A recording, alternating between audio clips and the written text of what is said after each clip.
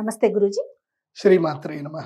గురూజీ, పంచగ్రహ కూటమి ప్రభావం ఏ ఏ రాశుల మీద పనిచేస్తుంది? ఎప్పుడైనా గుర్తుపెట్టుకోండి, మన రాశులు 12 రాశుల్లో 5 రాశులకి ఎప్పుడు పాజిటివ్ ఉంటుంది, 5 రాశులకి నెగిటివ్ ఉంటుంది, 2 రాశులు నార్మల్లో ఉంటాయి ఏ సంవత్సరమైనా సరే. బట్ ఆ రాశులు మారుతూ ఉంటాయి. ఈ పంచగ్రహ కూటమికి 5 రాశులకి లాభం ఉంటుంది, 7 రాశులకి నష్టం ఉంటుంది. అందులోపల 2 నార్మల్, 5 రాశులకు మాత్రం విపరీతమైన నెగిటివ్ ఉంటుంది. సో అందులో నెగిటివ్ ఉండే రాశులు ఏమిటి అంటే, ఈ పంచగ్రహ కూటమి ద్వాదశ స్థానంలో జరుగుతుంది మిథున రాశికి. కాబట్టి మిథున రాశి వారికి ఎక్కడ లేని సమస్యలు వస్తాయి, ఎక్కడ లేని ఖర్చులు పెరిగిపోతాయి, కానీ శుభకార్యాలు కూడా చేస్తారు.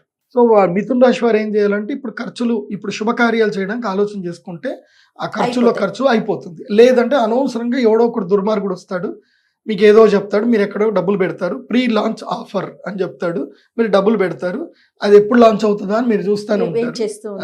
సో అది లాంచ్ అవ్వదు, మీ దగ్గరికి డబ్బులు కూడా లాంచ్ అవ్వవు, అదంతే. సో అలాంటి ఆఫర్లలో ఇరుక్కోకండి, శుభకార్యాలు చేయండి. మీ పిల్లలకో ఎవరికో పెళ్లిళ్ళు బారసాలలో ఏ ఉన్నా మీరు చేసుకోండి. మిథున రాశి వారు, మిథున రాశి వారికి ద్వాదశంలో ఖర్చులు తీవ్రతరము, రుణ బాధలు ఉంటాయి. తర్వాత సింహరాశికి ఇది ఏంటంటే గనక దశమ స్థానంలో ఏర్పడుతుంది. ఇది ఈ పంచగ్రహ కూటమి దశమంలో ఏర్పడుతుంది. అంటే ఉద్యోగ భంగం జరుగుతుంది, అధికార భంగం జరుగుతుంది, అంటే ఉన్న అధికారాలు పోతాయి.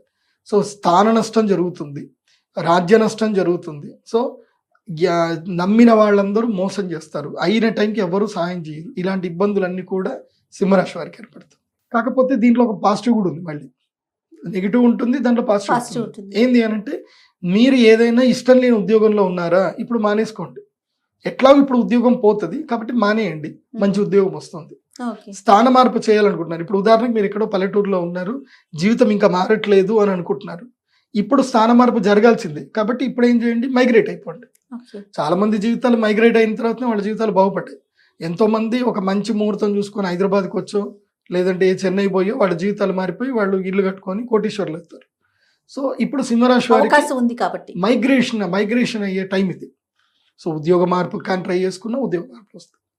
దెన్ తులారాశికి ఏంది, అష్టమ స్థానంలో పంచగ్రహ కూటమి అవుతుంది. కాబట్టి ఏమవుతుంది, ఆరోగ్య భంగం జరుగుతుంది. ముఖ్యంగా రిప్రొడక్షన్ ఆర్గన్స్ ఇబ్బంది జరగడము, డైజెషన్ ఇబ్బంది జరగడము, ఏదైనా ఒక రోగం రావడము, ఫుడ్ పాయిజన్ రావడము, ఇట్లాంటివన్నీ కూడా తులారాశి వారికి ఉంటాయి. ప్లస్ ఇంకోటి ఏంటంటే యాక్సిడెంట్లు కూడా జరిగే అవకాశం ఉంటుంది. తులారాశి వారు ఇప్పుడు టూర్లు ఎటు పోయినా సరే చాలా జాగ్రత్తగా వెళ్ళండి. మొన్న ఎవరో ఇట్లనే కేరళలో గూగుల్ మ్యాప్ పెట్టుకుని పోయి కాలువలో వెళ్ళిపోయారట. అట్లా వెళ్ళకండి, జాగ్రత్తగా చూసుకొని వెళ్ళండి, ముఖ్యంగా తులారాశి. నెక్స్ట్ ఏంది కుంభరాశికి వచ్చేసి ఇది ఏ స్థానంలో జరుగుతుందంటే 4వ స్థానంలో జరుగుతుంది. 4వ స్థానంలో పంచగ్రహ కూటమి అయితే ఇంట్లో ఉండే వాళ్ళందరూ, అప్పటిదాకా స్నేహం ఉండే భార్య కానీ భర్త కానీ లేదంటే అన్నదమ్ములు కానీ తర్వాత పిల్లలు కానీ అమ్మ నాన్న కానీ ఎవరితో ఒకరితోటి గొడవలు అవుతాయి. ఇంట్లో అందరూ ఎడమొహం పెడమొహం వేసుకొని కూర్చుంటారు. అది గొడవ మేబీ చిన్న టీవీ రిమోట్ వల్ల రావచ్చు, దేని వల్లనో రావచ్చు, కానీ ఇంట్లో అయితే గొడవలు పక్కా.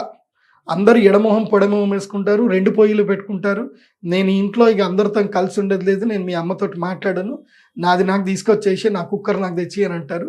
సో మీకు కూడా అదేదో ప్రోగ్రామ్ మీరు చేస్తారు కదా, దానికి మీకు డిమాండ్ పెరుగుతుంది, అందమైన జీవితానికి కూడా వస్తారు. ఇప్పుడు ఎవరు మోస్ట్లీ కుంభరాశి వాళ్ళు వస్తారు.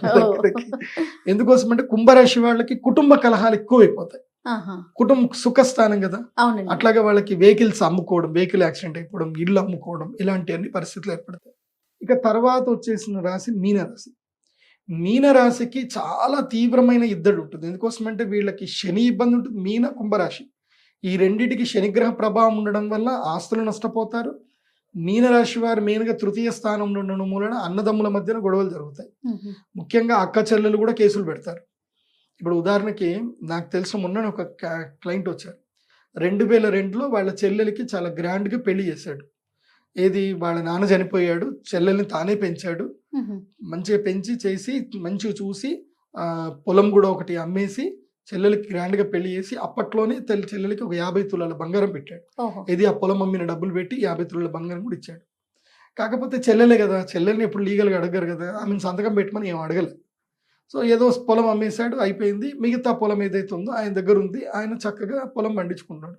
అదృష్టరీత్యా ఏంటంటే 2018, 2024 అయ్యేసరికి ఆ పొలము ధర వచ్చేసి దాదాపు విపరీతంగా పెరిగిపోయింది. అది 3 కోట్లు 5 కోట్లు అయింది. దాన్ని అమ్ముదామని వెళ్ళేసరికి వాళ్ళ చెల్లెలు కేసేసింది. అది నాన్న ఆస్తి, అది తాతగారి ఆస్తి, అది దాంట్లో నాకు కూడా హక్కు ఉంది అని ఆమె కేసు పెట్టింది. మరి ఆమె సగం పాలు అప్పుడే అమ్మి దానికి బంగారం గురించి ఇచ్చాడు. 2002లో బంగారం ఎంత? దాదాపు 4,000 3,000 ఉండే. ఇది తులం బంగారం. ఇప్పుడు ఎంత అయింది? 74,000 అయింది. అంటే ఆమె లాభపడ్డట్టే కదా ఆ బంగారంతో. కానీ అది పట్టించుకోదు. అది లెక్కకు రాదు. నువ్వు నా పెళ్లి చేసిన నీ బాధ్యత, ఆస్తిలో నాకు హక్కు ఉందని కేసేసింది. సో ఇలాంటి సమస్యలు వస్తాయి. అందుకే నేను ఇది కలికాలం. ఈ కలికాలంలో మీ కొడుకుకి డబ్బులు ఇచ్చిన, మీ భార్యకి డబ్బులు ఇచ్చిన, మీ అన్నదమ్ములకు డబ్బులు ఇచ్చిన, ఎవరికి ఏది చేసినా నోటు పత్రం రాసుకోండి. ఖచ్చితంగా తప్పకుండా లీగల్ గానే పోవాలి. నమ్మకము, మాటలు పని చెయ్యవు. ఈ కలికాలంలో పేపర్లే మాట్లాడతాయి. అంతే, బాండ్ పేపరే మాట్లాడుతుంది, వేరే ఏది మాట్లాడదు. అయ్యో పాపం అని మొహమాటానికి వెళ్ళిపోయి నా తమ్ముడే కదా, నా చెల్లెలే కదా అనుకుంటే ఆఖరికి నష్టపోతారు. ఎందుకోసమంటే అది వాళ్ళ తప్పు కాదు, కలి ప్రభావం. అది కాలం ప్రభావం. కలి నెత్తి మీద కూర్చుంటాడు. అంతే. అన్నదమ్ముల మధ్యన గొడవ పెడతాడు, భార్యాభర్తల మధ్యన గొడవలు పెడతాడు, లేనిపోని సంబంధాలు సృష్టిస్తాడు. ఇది కలి యొక్క పని. అది భాగవతంలోనే చెప్పారు. అలా జరగకూడదంటే మీరు జాగ్రత్తగా ఉండాలి. అంతే. సో ఈ 5 రాశులకి ప్రభావం చూపిస్తుంది, తీవ్ర ప్రభావం, నష్ట ప్రభావం ఉంటుంది. 2 రాశులు న్యూట్రల్గా ఉంటాయి. ఆ 2 రాశులు ఏంటంటే ధనస్సు రాశి, అదేవిధంగా వృషభ రాశి న్యూట్రల్గా ఉంటాయి. కాకపోతే వృషభ రాశి వారికి బయోలాజికల్ చేంజెస్ వస్తాయి. శరీరంలో బయోలాజికల్ చేంజెస్ వస్తాయి.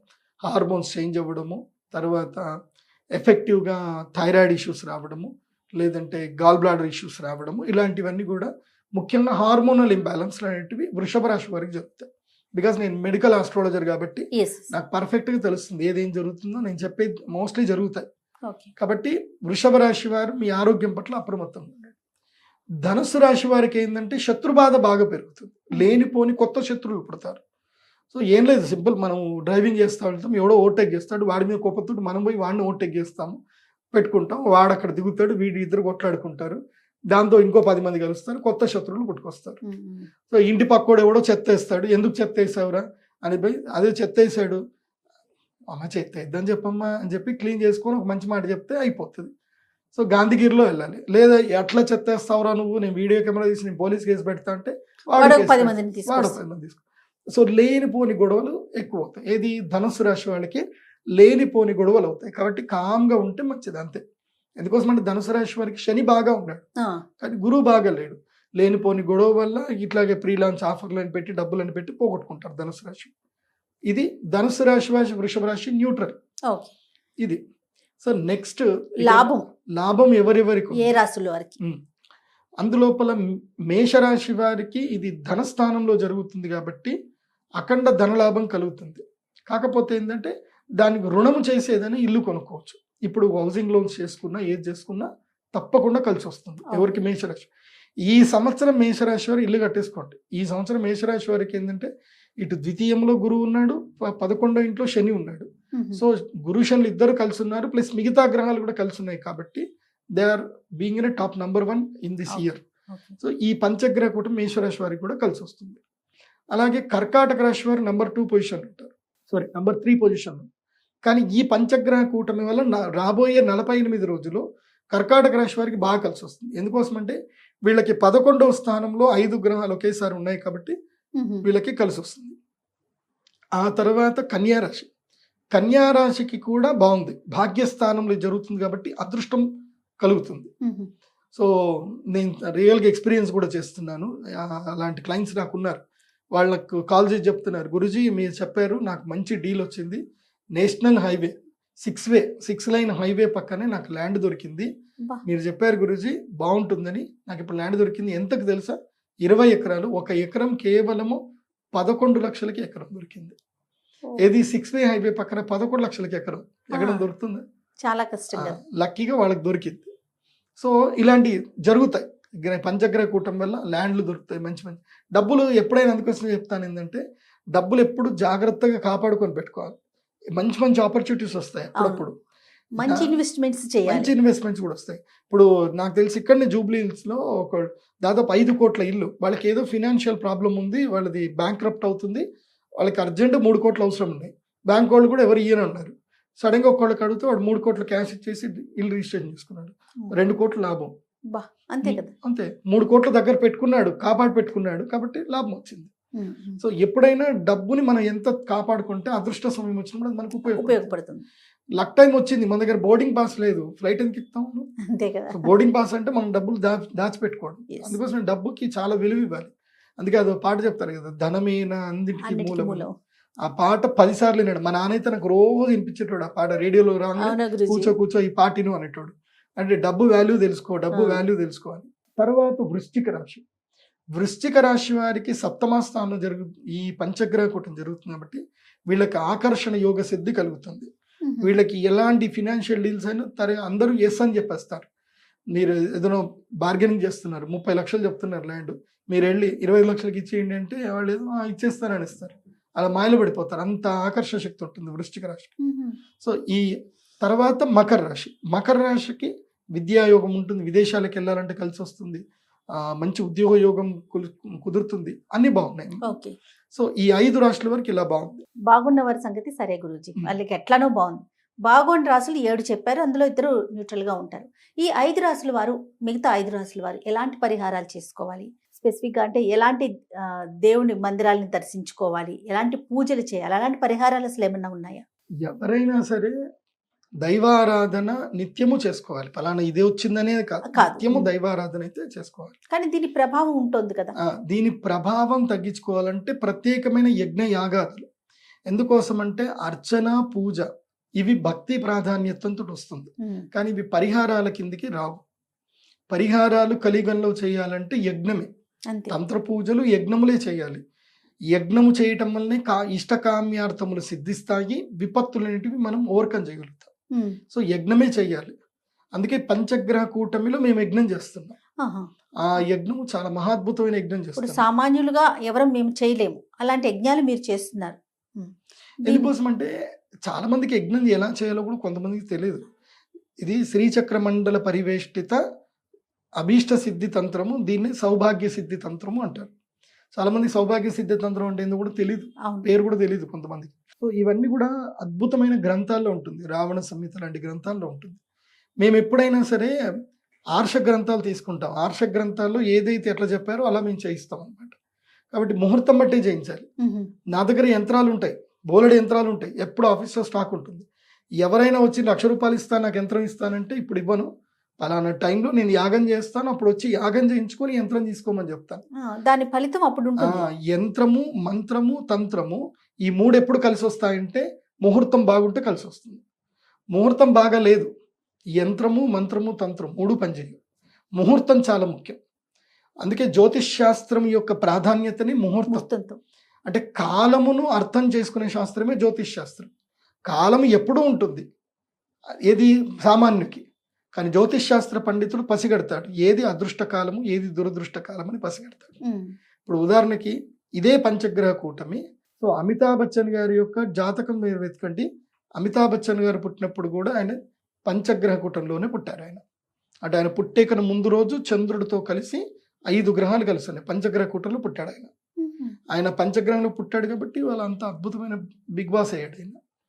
సో ఈ పంచగ్రహ కూటమిలో రేపు జూన్ 5వ తారీఖు, 6వ తారీఖు, 7వ తారీఖు ఈ 3 రోజులు ఎవరు పుడతారు? ఈ 3 రోజులు ఎవరు పుట్టినా ముఖ్యంగా 6వ తారీఖు రోజున సాయంత్రము 4 గంటల నుంచి 10 గంటల మధ్యన ఎవరు పుడతారో వాళ్ళు లోక కంటకులైన అవుతారు, లేకపోతే లోక పాలకులైన అవుతారు.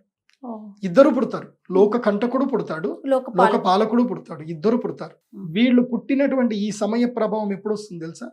2048లో వీళ్ళు హిట్లర్ ఎంత అయితే దారుణమైన యుద్ధాలు చేశాడో ఈ 2024లో పుట్టినటువంటి వాళ్ళు 2048 నుంచి వాళ్ళు యుద్ధానికి అప్పుడు శ్రీకారం చుడతారు. అక్కడ 2048 నుంచి మరో ప్రళయం రాబోతుంది.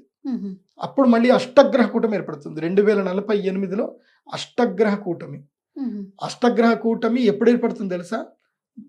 48,000 సంవత్సరాలకు ఒకసారి ఏర్పడుతుంది. అష్టగ్రహ 2048లో వస్తుంది. 48లో వస్తుంది అష్టగ్రహ కూటమి. ఒక్క కేతు గ్రహం తప్ప అన్ని గ్రహాలు ఒకే దగ్గర ఉంటాయి. ఉమ్. అందుకోసమే నేను మీ అందరికీ చెప్పేది ఒకటి, 2048 ప్రెడిక్షన్ ఇప్పుడే చెప్తున్నా.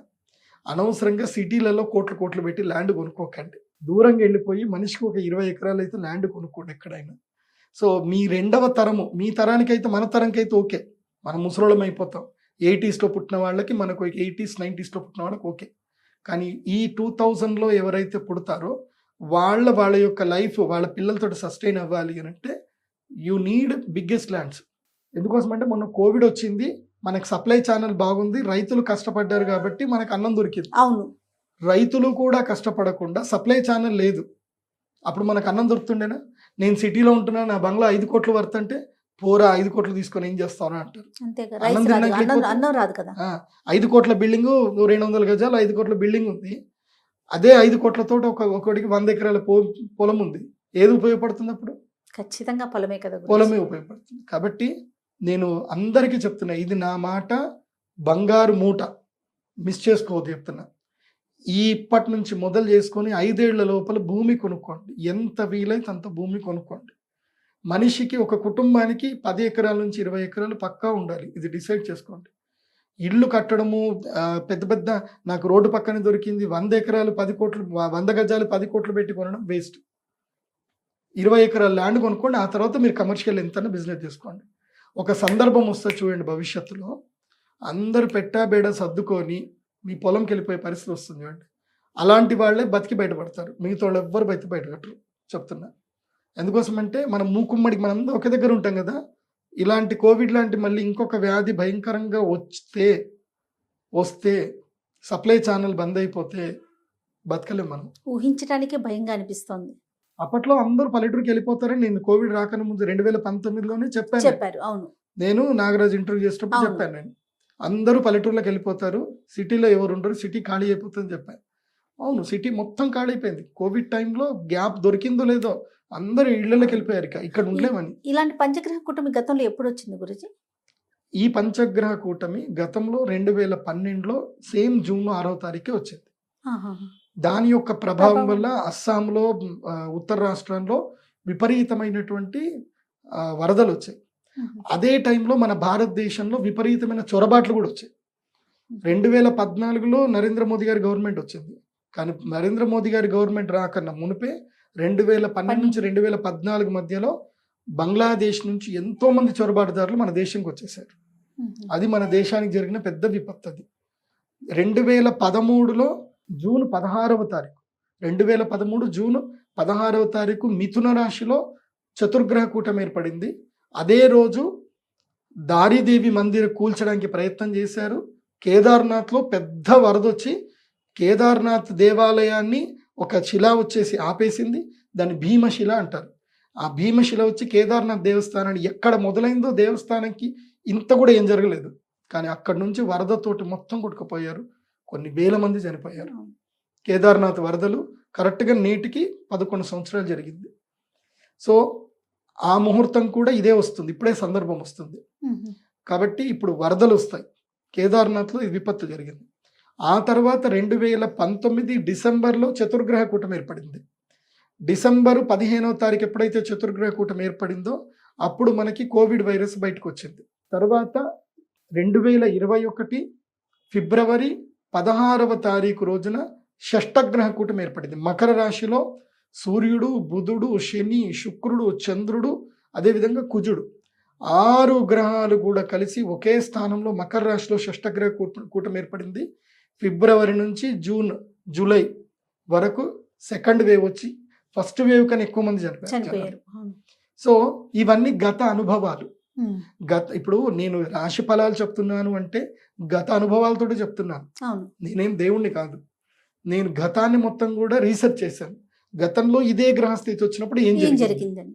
సో ఇప్పుడు మళ్ళీ అదే గ్రహస్థితి వస్తుంది, రావచ్చు. వచ్చేది సూచన చెప్పడమే నా యొక్క బాధ్యత జ్యోతిష్ శాస్త్ర పండితుడిగా. సింపుల్ చెప్తాను, ఏం చేయాలంటే ఇంట్లోనే ఉండండి, కడుపు నిండా భోంచేయండి, ఇంట్లోనే వంట వండుకొని తినండి, బయట ఎక్కడ తినకండి, ముట్టు మైల పాటించండి. ఆ 3 రోజులు కూడా గురూజీ పంచగ్రహ కూటమి జరిగిన జూన్ 2వ తారీఖు నుంచి 14వ తారీఖు వరకు ఇంపార్టెంట్ పీరియడ్. 14 నుంచి తర్వాత ఒక 1 మంత్ పీరియడ్ కూడా గ్రేస్ పీరియడ్. ఓకే. సో అంటే దాదాపు ఒక నెల 2 నెలల పాటు మళ్ళీ కోవిడ్ సూత్రాలు పాటిస్తే చాలు మనం. మళ్ళీ మాస్క్ వేసుకోవడము, అందరిని దూరంగా ఉంచడము, ఎవరిని పడితే వాడిని ముక్కులు పెట్టుకున్నాడు, ఎక్కడ పెట్టుకున్నాడు తెలియదు, వెళ్ళగానే షేక్ హ్యాండ్ ఇవ్వడం బంద్ చేయాలి. షేక్ హ్యాండ్ ఇవ్వడం బంద్ చేయాలి, దండం పెట్టాలి. సేమ్ కోవిడ్ నియమాలు మళ్ళీ పాటించాలి. అయితే ఆరోగ్యంగా ఉంటాం, లేకపోతే మళ్ళీ ఏదో ఒక రోగం వస్తుంది. ముఖ్యంగా ఈ పీరియడ్లో నాన్ వెజ్ తినకండి. నాన్ వెజ్ మీకు అంతా తినాలి అనుకుంటే మీ ఇంట్లోనే కట్ చేయించుకోండి, తెచ్చుకోండి, మీ ఇంట్లో వండుకొని తినండి, బయట తినకండి. ఎందుకోసం అంటే వాళ్ళు ఎన్ని రోజులు మురుగు పెడుతున్నారో తెలియదు మనకి. తర్వాత చిన్న పిల్లలు, గర్భిణీ స్త్రీలు ఏమైనా ప్రత్యేకమైన జాగ్రత్తలు తీసుకోవాలండి? ఇప్పుడు ఎవరైతే గర్భము దాల్చి ఆల్రెడీ ఉన్నారో అందులోపల ప్రధానంగా 6వ నెల 7వ నెల ఉన్న గర్భిణీ స్త్రీలు మాత్రం మంచినీటిని దగ్గర పెట్టుకోండి. డీహైడ్రేషన్స్ అయ్యే అవకాశం ఉంటుంది. కంగారు పడే సినిమాలు ఇవి చూడకండి. ఎందుకోసం అంటే ఎప్పుడైతే పంచగ్రహ కూటం ఏర్పడుతుందో బాడీలో బ్లడ్కి సంబంధించిన సర్క్యులేషన్కి సంబంధించిన డిస్టర్బెన్సెస్ ఏర్పడతాయి. దీన్ని ఏమంటారు అంటే ఏప్లాస్టిక్ ఎనీమియా అంటారు. దీని మెడికల్ లాంగ్వేజ్లో కూడా చెప్తున్నాను. ఏప్లాస్టిక్ ఎనీమియా. బ్లడ్ తక్కువ అవుతుంది. ఏ గర్భిణీ స్త్రీలకైతే రక్తము సరిగ్గా లేదో వాళ్ళు చక్కని ఆహారం తీసుకోండి, వైద్యుల సలహాలు తీసుకోండి. ప్రధానంగా ఈ 2వ తారీఖు నుంచి 14వ తారీఖు మధ్యన ఈ యొక్క ప్రకృతిలో బయాలజికల్ చేంజెస్ వస్తాయి కాబట్టి 2 ప్రాణాలని వీళ్ళు కాపాడుకోవాలి కాబట్టి సో ఆ బ్లడ్ సర్క్యులేషన్ సరిగ్గా ఇంప్రూవ్ అయ్యేటట్టు, బ్లడ్ పెరిగేటట్టుగా ఆహారాలు సరిగ్గా తీసుకోండి, ప్రశాంతంగా ఉండండి. బట్ ఈ ఏప్లాస్టిక్ ఎనిమియా వచ్చిన వల్ల ప్రాబ్లం ఏందో చెప్తాను. ఒకరోజు బ్లడ్ తక్కువైపోతుంది, వీళ్ళు కొద్దిగా పట్టించుకోరు. ఏదో చిన్నగా నీరసం అయిపోతుంది, హాస్పిటల్కి వెళ్ళరు, ఏం వెళ్ళరు, పట్టించుకోరు. ఆ ఒక్క మూమెంట్ చాలు. బ్రెయిన్లో కడుపులో ఉండే పిల్లవాడికి బ్రెయిన్కి బ్లడ్ సర్క్యులేషను కొంచెం సేపు తగ్గిపోతుంది. ఎంత ఒక 10 సెకండ్స్ తగ్గింది అనుకుందాం, 10 సెకండ్స్. ఏప్లాస్టిక్ ఎనిమియా వచ్చిన ప్రభావం వల్ల తల్లికి ఒక 3 గంటల సేపు ఎనిమియా వస్తే పిల్లవాడికి అది 30 సెకండ్ల కిందకి ప్రభావం పడుతుంది. అంటే 30 సెకండ్ల పాటు బ్రెయిన్కి కొంచెం బ్లడ్ సర్క్యులేషన్ కొన్ని పార్ట్స్కి తగ్గుతుంది అనుకో. దానితోటి ఆటిజం పిల్లలు పుడతారు. హియరింగ్ ప్రాబ్లము, తర్వాత విజనరీ ప్రాబ్లం, ఏదో ఒక ప్రాబ్లం. ఎందుకోసం అంటే బ్రెయిన్లో ఏమేమి లోబ్స్ ఏముంటాయో ఎవరికి తెలియదు. అదో పెద్ద అద్భుతం అది బ్రెయిన్ అనేది. సో ఏ లోబ్స్లో ఏ డిస్టర్బెన్స్ వస్తుందో దాంతో ఇబ్బంది అనేటివి కలుగుతాయి. కాబట్టి తప్పకుండా ఈ 15 రోజుల పాటు గర్భిణీ స్త్రీల్ని చాలా ప్రేమగా చూసుకోండి. మీ అత్త కోడల మధ్య 100 సమస్యలు ఉండదు. ఆ పిల్ల డెలివరీ అయినసేపు ఆమెనే మహారాణి, మొత్తం ఆమెకే ఓకే నీ ఇష్టం అని సెల్యూట్ కొట్టండి. ఎందుకోసం అంటే ఆమె ఒక్క ప్రాణం కాదు, 2 ప్రాణాలు ఉంటాయి ఇక్కడ. కాబట్టి ఈగోకి వెళ్ళకండి, అండ్ మీరు కూడా ఈగోకి వెళ్ళకండి గర్భిణీ స్త్రీలు. కాబట్టి మంచిగా తినండి, బాగుండండి. అయితే ఈ జూన్ 1 నుంచి అంటే 2వ తారీఖు నుంచి 14వ తారీఖు వరకు గ్రహకూటమి సరిగ్గా లేదు కాబట్టి ఇప్పుడు వీర్య శుద్ధి బాగా ఉండదు, అండశుద్ధి బాగా ఉండదు, బయాలజికల్ చేంజెస్ వస్తాయి. కాబట్టి సంతాన ఉద్యుక్తులు అయ్యేవాళ్ళు ఈ టైంలో సంతానం గురించి ఉద్యుక్తులు అవ్వకూడదు, కలవకూడదు. మామూలుగా మీరు ఇష్టం వచ్చినట్టు మీ జీవితాలు గడపండి, కానీ సంతానం గురించి మాత్రం ప్రయత్నం చేయకండి. గురూజీ, ఇప్పుడు ఒక 5 రాసుల వారు కొంత వాళ్ళకంటే సానుకూలంగా లేదు అన్నట్లుగా మనం మాట్లాడుకుంటున్నాం. ఇట్లా చాలా మందితో నేను వింటూ ఉన్నాను. మీరైతే కొన్ని మంచి చెడు 2 పాయింట్లు చెప్పారు. కానీ టోటల్గా అంటే భయపడకుండా ఉండాలి అంటే ఏం చేయాలి? కూటములు ఇలాంటి కలయికలు వస్తుంటే ఒకలాంటి భయం, ప్రజల్లో ఒకలాంటి ఆందోళన కలుగుతోంది కదా. భయపడడం వేరు, జాగ్రత్త పడడం వేరు. మేమేం చెప్తున్నామంటే జాగ్రత్త పడమని చెప్తున్నాం, భయపడమని చెప్పట్లా. తప్పకుండా. ఇప్పుడు మీ పిల్లవాడికి సైకిల్ మీద వెళ్ళేటప్పుడు వాడికి సైకిల్ పక్కా ఇవ్వాల్సిందే, వాడు బైక్ వేసుకొని పోవాల్సిందే, కార్ వేసుకొని పోవాల్సిందే. పోయేటప్పుడు ఏం చెప్తారు? జాగ్రత్త అని చెప్తారు.